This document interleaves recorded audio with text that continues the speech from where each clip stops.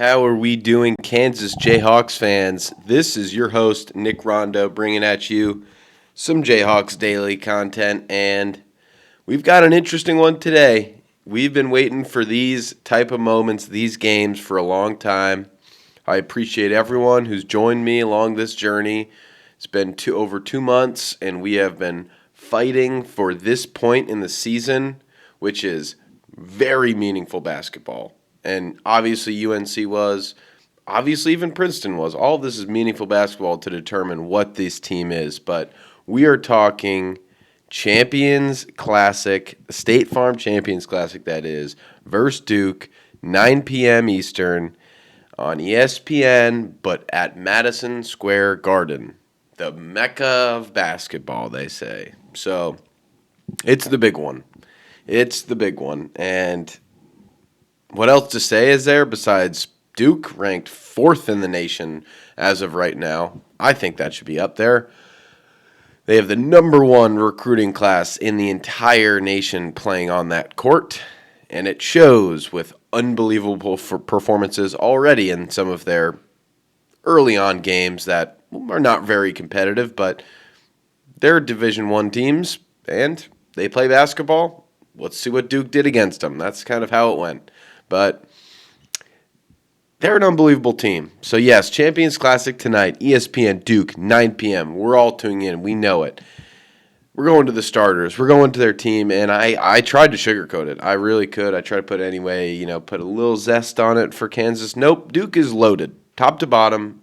I can't find a flaw. I genuinely don't know. We're just going to run through because, goodness, John Shire has done it again. Just a well-built team around a bunch of star freshmen, and then you plug in a couple of extra guys that, retained on the team or, have a little veteran leadership, and voila, he's going to the Final Four again, I bet. Let's be real. So, Duke, best player, Cameron Boozer, son of Carlos Boozer, twin of Caden Boozer, who's also on the team.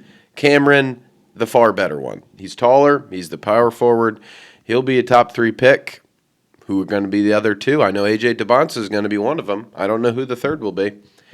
But yes, Cameron Boozer, he's already averaging 23 points, 10 rebounds, 4 assists, 2 blocks. That already included a 30-point, 15-rebound game the other day. He's unbelievable. Watching this guy play basketball it's if Carlos was the most refined version of himself somehow. If he was able to not just be a brute power, if he was able to establish a much more fluid game. And that's terrifying because Carlos Boozer was an excellent player in the NBA, played probably 12 years and was dominant at some points. And this guy's better, and he's incredible. He runs this team kind of like Cooper Flagg. Cooper Flagg did a little bit more of the point, a little bit more of that point forward type of play. But Cameron Boozer is just as talented. Like it's wild to think that they have essentially just replaced the number 1 pick in the draft that carried them last year. I don't want to say carried. That team was built, but had a large part in their Final Four run, and their, it just didn't work out. Just didn't work out for them. But hey, Cameron Boozer has done it for him, and the kid's unbelievable. He was a top-tier recruit. He was a clear 5-star unanimous. Him and his brother won 3 straight Florida state championships.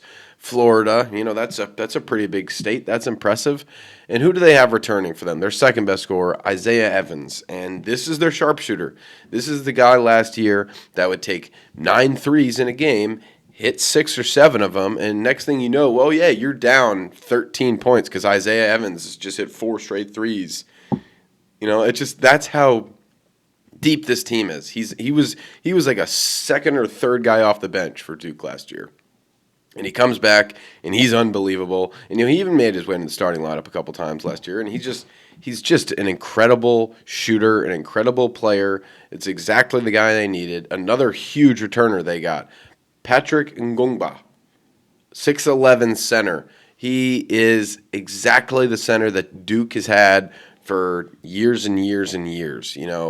Think Emile Jefferson. Think, just this super athletic big guy who, it's simple. He can block shots.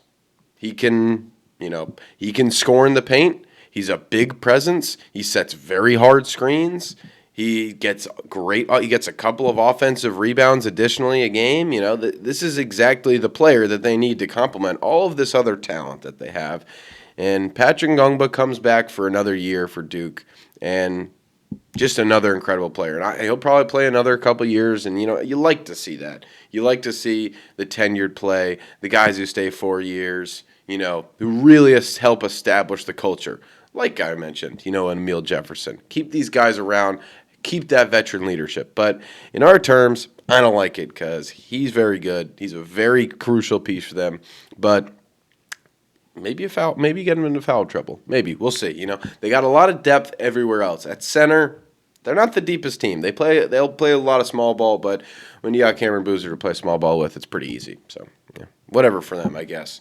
Then you go to Dame Sarr. Played in Italy before this, and Kansas was actually one of the schools he was coming down to. He chose back in May, so around when we pivoted to Cole Rosario, so cha-ching, we'll take Cole Rosario all day. But Dame Sarr's unbelievable. He's another 5-star.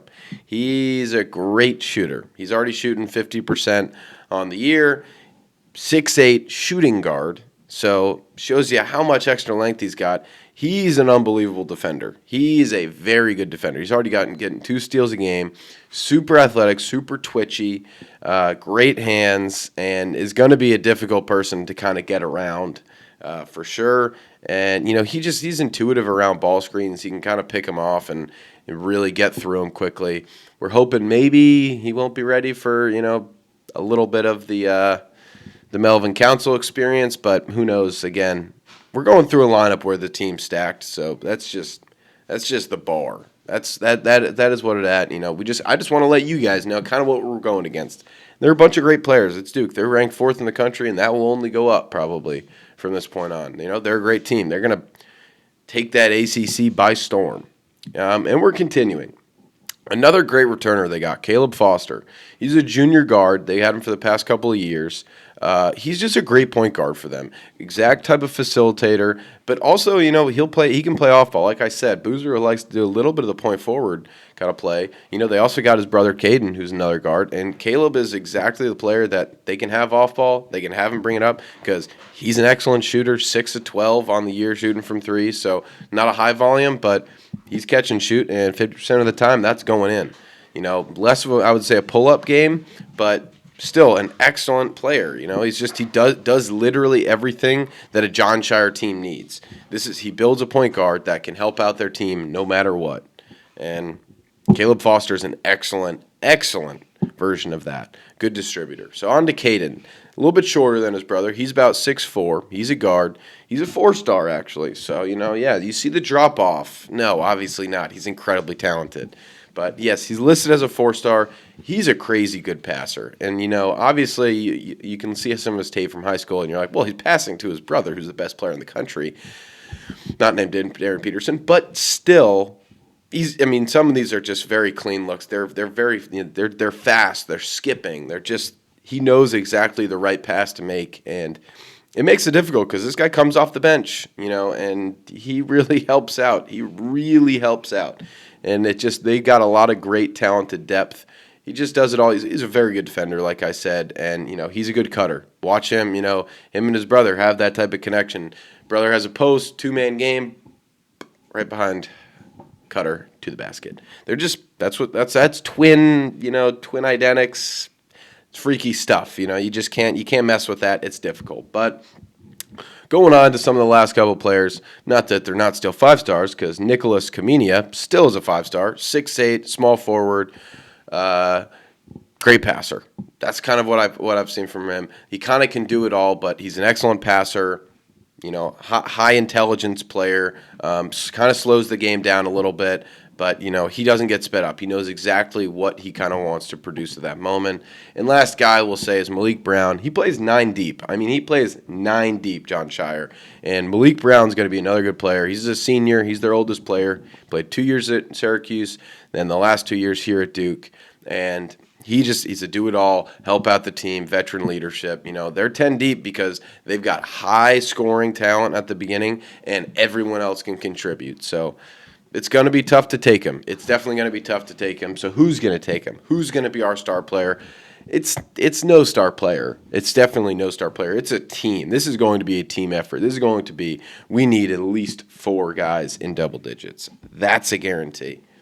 No, nothing else about it. If you don't have at least 4 players in double digits, call the game a wash because it is done. No way we have a chance if we're not putting up that. And you're probably wondering, Nick, is Darren Peterson playing? No, Nick does not know if Darren Peterson's playing, but I've got a strong belief that Darren Peterson is not playing again.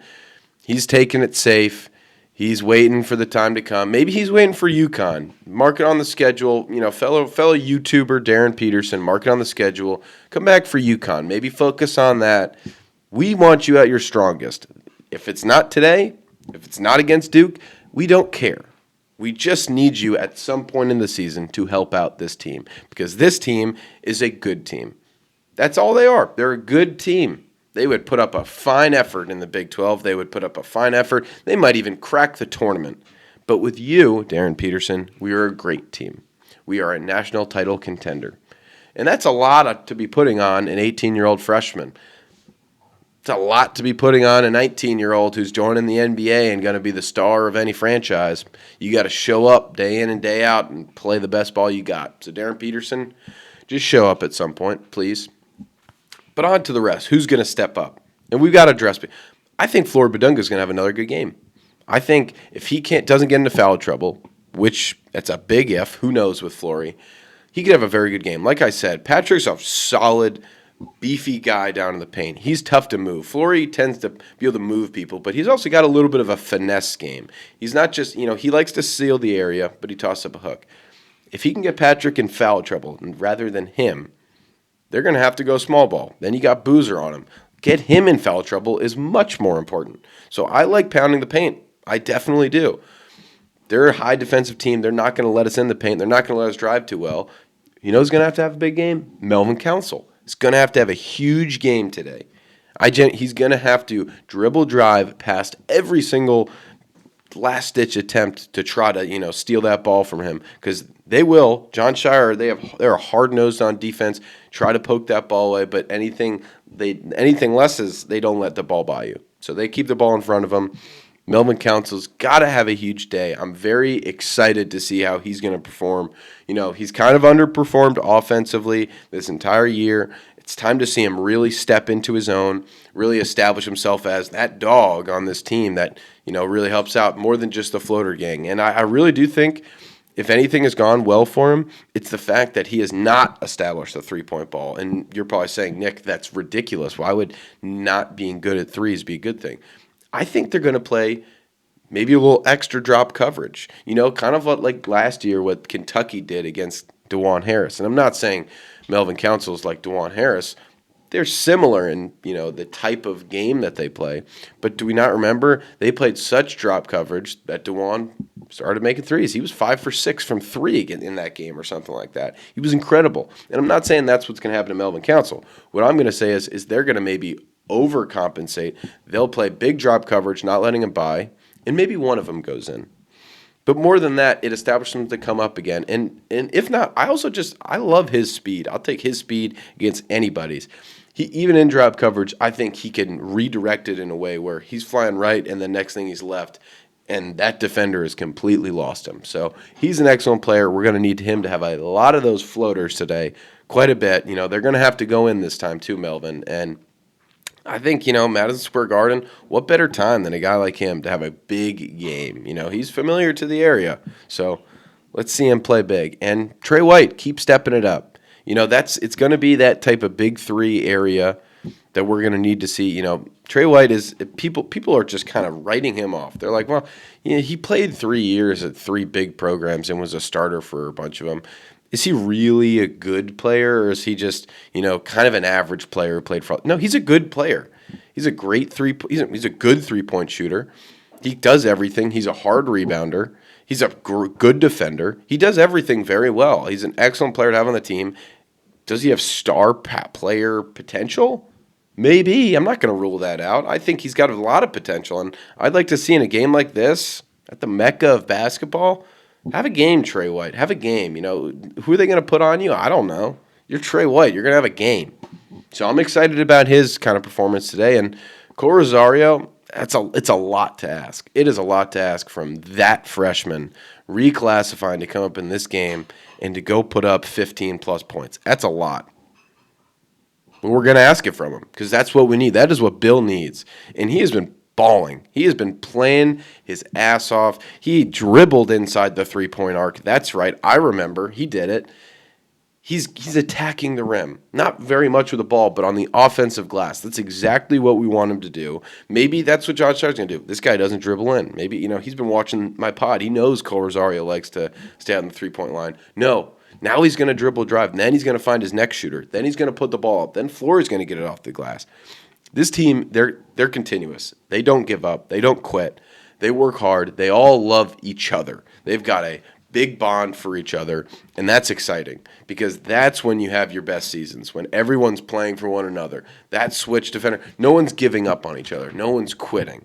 We're not seeing shoulders shrug, heads down. No, just because Darren Peterson's out, no way. They're not believing in that way. They've got Duke tonight at Madison Square Garden. Cole Rosario reclassified to play in a game like this, to say, I want to go play Kansas basketball. I want to play another blue blood like Duke, and I'm excited. So I think Cole Rosario has a pretty solid game tonight.